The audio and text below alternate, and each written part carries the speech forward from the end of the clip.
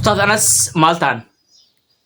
إنان الله إنان الله إنان الله الله أكبر الله أكبر الحمد لله رب Miliyon riba gadi famera jedhamaa jira.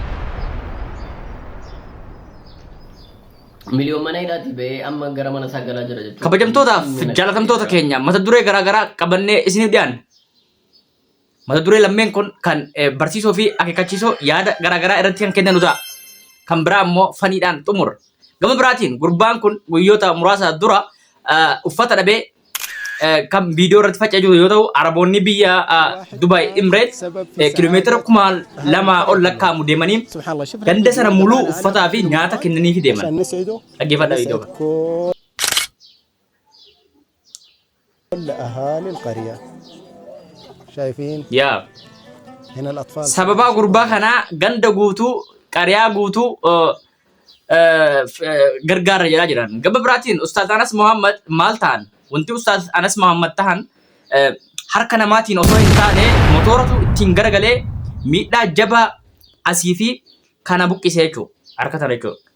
Mee viidiyoo kana dhaggeeffadhaan إنان galumaatti. الله إنان الله إنان الله الله أكبر الله أكبر الحمد لله رب العالمين أستاذ أنس محمد أسو خرا ديمو جرو ماتوري غرانجلي قامني سا هندي سولوكيا كيسن أگر تنگرتي قامني سا هندي إيجي Kabajamtootaaf jaalatamtoota keenya egaa barsiisaa Anas Muhammad Rabbiin haa fayyisu yookaan dhiifamaa walaleessa الحمد لله barsiisaadhas gruuppii ni qaba markaza ni barsiisa jechuudha.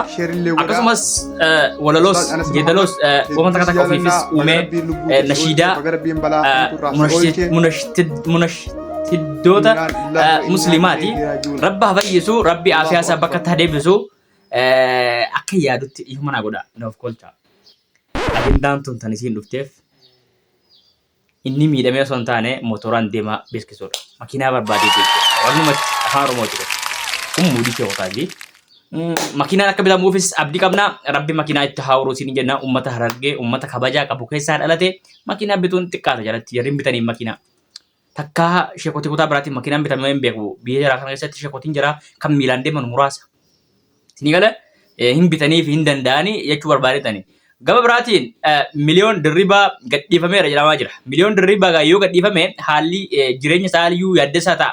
Fakkeenyaaf namni takka amantii Islaamaa yeroo arrabse, amantii Kiristaanaas yeroo arrabse murteemti gahaan takka itti murteeffamuun gaariidha. Dhiifamaanis yoo gadhiifame maafi mushkilaa?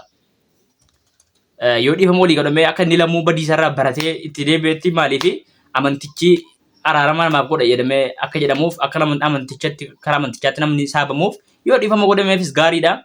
Yoo itti murteeffames gaariidha. Gama biraatiin namoonni tokko tokko amantii Islaamaa arrabsan akkuma seeratti dhiyaataa jiran kan amantii Kiristaanaa arrabsanis silaa seeratti dhiyaatanii natti tola. Maaliifi uummanni Kiristaanaa kun irra guddaan hin xiyyeeffatu amantii isaatti. Amantii isaatti irra guddaan hin xiyyeeffatan jarree amanticha irratti jajjaboo miti jechuudha. Keessaa warroonni amantii Ortodoksii hordofan dantaatti qaban.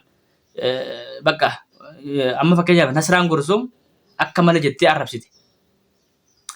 Nuti amma akka amantii Islaamaa takkatti arrabni amantii Kiristaanaa arrafamu nu miidhaa jira. Fakkeenyaaf Nasraan Gursum na'alatullah alayka Yesuus paantikooti jette. Akka kana jechuun amantii keenya keessatti salphina. Namni kun Yesuus jechuun yookaan Iisaan nama kabajaa guddaa nu bira qabudha. Nabiyyi Rabbiiti. Yoo isatti namanne Islaama jedhamtu ati. Namoota xixiqqoo miti bakka nama isin jedhe lafa irra deemu kanaa miti. Nama jabaa nama jabaadha. Nama Rabbiin ulul azmii jedhee isaan Nabi Yusuf, Nabi Muhammad sallallahu alaihi wasallam, Nabi Isa, Ibrahim jarri kun Khaliilallah warra sadarkaa guddaa qabanidha. Paantikooti jechuun yakka guddaadha. Nama du'aa fayyisu bar. Yesuus yookaan Nabi Isaan alaihi salatu wasalam dandeettii Rabbiitiin akka inni du'aa fayyisu, akka inni qomaaxaa fayyisu Matsaaf Quddusii qofa keessa hin jiru. Quraana keessas ni jira. Tokko amma gadda ammoo jedhaniiti amantii Kiristaanaa irraa gara Musliimaa dhufe Yesuus dhaabbii qofaan na caalaa. Maal jechuudha akkas jechuun? Yesuus jechuun bar Isaa jechuun bar nama Rabbiin furatee samii geeffate bar nama abbaa malee dhalate bar kana gabbuufteetuma akkasii jechuudha. Amantiin Islaamaa illee nuuf hin eeyyamuu jechuu baruu qabdan. Warroonni amantii namaa tuttuqan silaa seera dhiyaatanii amma akkuma amma miliyoon dirribaatiif Nasraan Gursum anaaf tokko Nasraan Gursumii fi Amoonis tokkuma jarri kun arrabsitoota baalagaa'ota jarri kun. Jarri kun seeratti dhiyaachuu qaban hin jedha. Gama biraatiin miliyoon dirribaa egaa bahuu isaa hordofeen waan kana dubbadhee gama biraatiin gurbaatti xiqqaa kana ni agartan barana biyya Gaanaa keessatti uffata hin qabu garaarraa uffata dhabee of dhoksaa ture uffanni gizeen asiin qabe asiin jetti gizeen asiin qabe asiin jetti.